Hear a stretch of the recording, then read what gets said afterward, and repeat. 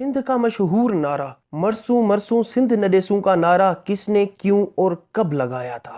سن 1841 کو انگریز سرکار نے چارلس نیپیئر کو 59 سال کی عمر میں گورنر جنرل آف انڈیا تعینات کیا۔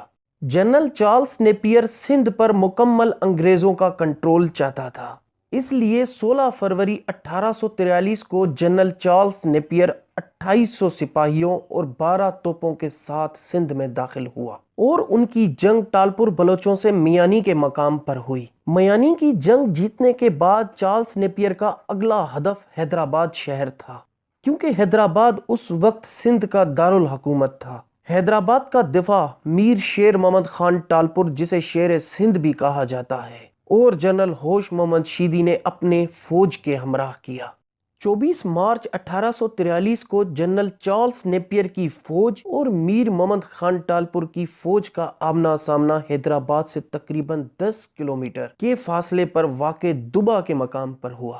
وہاں انگریزوں سے لڑتے وقت جنرل ہوش محمد شیدی نے یہ نعرہ لگایا تھا، مرسوں مرسوں پر سندھ نہ ڈیسوں۔ انگریزوں سے جنگ لڑتے لڑتے جنرل ہوش محمد شیدی شہید ہو گیا اور اس کے بعد حیدرآباد انگریزوں کے قبضے میں آ گیا۔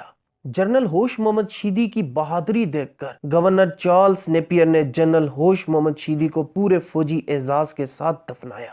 جنرل ہوش محمد شیدی کی آخری آرامگاہ بھی بیٹل آف دبا والی جگہ کے کچھ فاصلے پر واقع ہے۔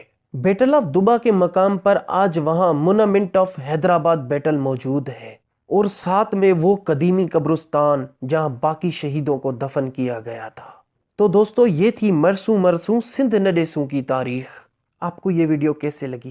ہمیں کمنٹس باکس میں ضرور بتائیے گا۔